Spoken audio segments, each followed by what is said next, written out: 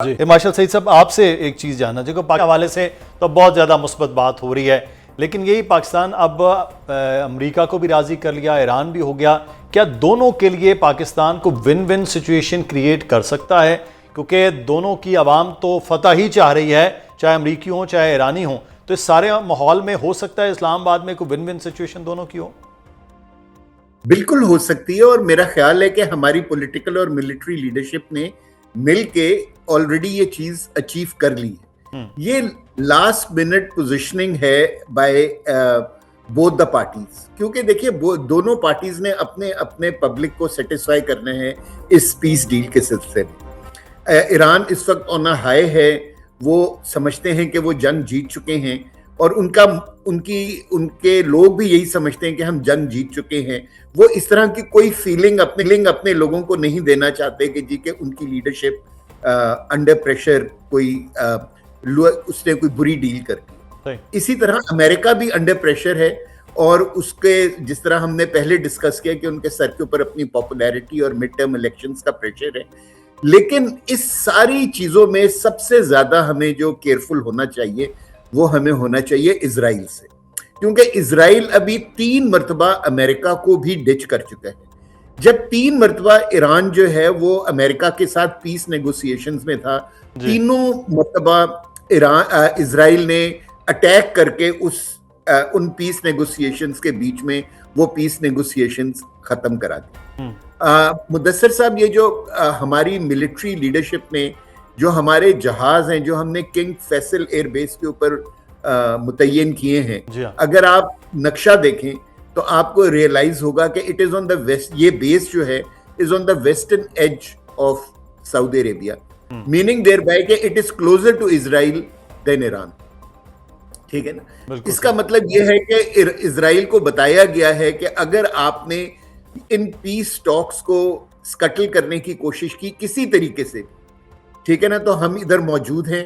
ہمارے پاس Pakistan air force اور Pakistani defence forces already اپنی صلاحیت کا لوہا منوا چکی ہیں، اور یہ جو پیس نیگوسیشنز ہو رہی ہیں اس کو جو ملٹری کور ہے وہ نہیں، پاکستان خود اپنی نیگوسیشنز کو دے رہے ہیں. یہ بہت امپورٹنٹ ہے. بالکل.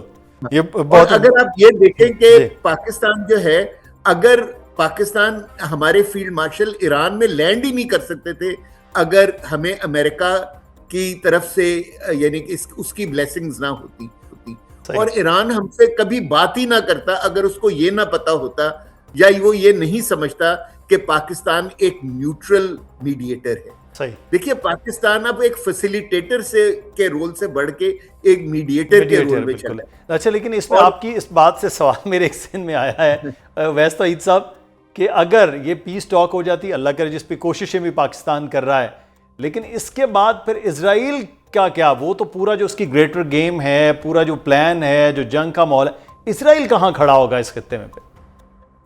دیکھیں، اسرائیل اور امریکہ کا تو ظاہری بات ہے کہ 11 منٹ لگے تھے امریکہ کو ریکگنائز کرنے میں 1948 کے اندر اسرائیل کی اسٹیٹ کو، جب ٹرومین وہاں پہ پریزیڈنٹ تھے.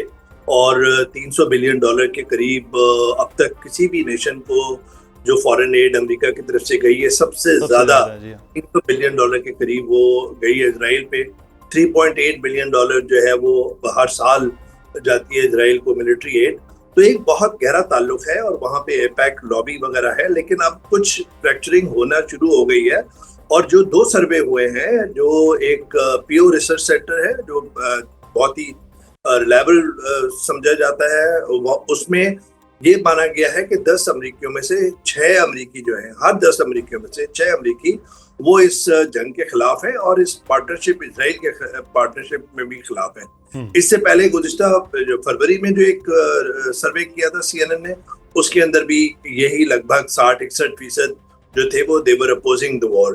تو کہنے کا مقصد یہ ہے کہ ایک ہوا چلی ہوئی ہے، مڈ ٹرم پولز ہیں، پھر ڈونلڈ ٹرمپ کی ایک گلوبل ایک وار کی کاسٹ بہت ہو گئی ہے، اور یہ جو تھا کہ 2 ہفتوں 2 دن میں 4 دن میں سپریم لیڈر کو ایلیمینیٹ کریں گے اور جو ہے وہ وینزویلا کا فارمولا ریپلیکیٹ کریں گے، تو یہ جو نیتن یاہو نے ان کو آئیڈیا سیل کیا تھا وہ نہیں ورک کیا.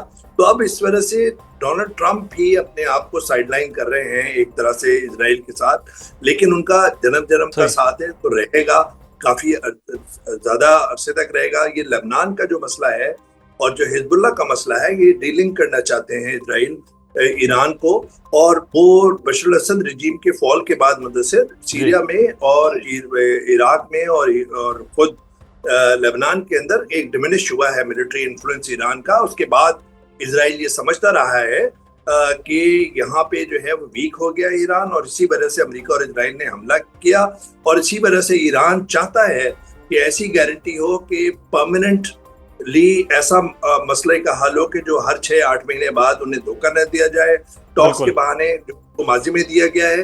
میں یہ سمجھ رہا ہوں کہ دیکھیں، مختصر آخر میں بات کر رہا ہوں مدثر، یہ پیس اس وقت پاکستان اونرز آف ریسپانسبلٹی جو ہے وہ doesn't lie on the shoulders of Pakistan.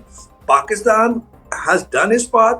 Pakistan is doing its role tremendously جو جتنا ہو سکتا ہے۔ تو یہ نہیں ہے کہ گارنٹی پاکستان دے گا کہ اس کے ریزلٹ کیا ہوں گے، یہ پروپوزل پریزنٹ کر رہا ہے، اپنے سجیشن دے رہا ہے باقی دونوں وارنگ کنٹریز پہ، اور دونوں میں سمجھتا ہوں کہ ولنگ ہے، دونوں چاہتے ہیں۔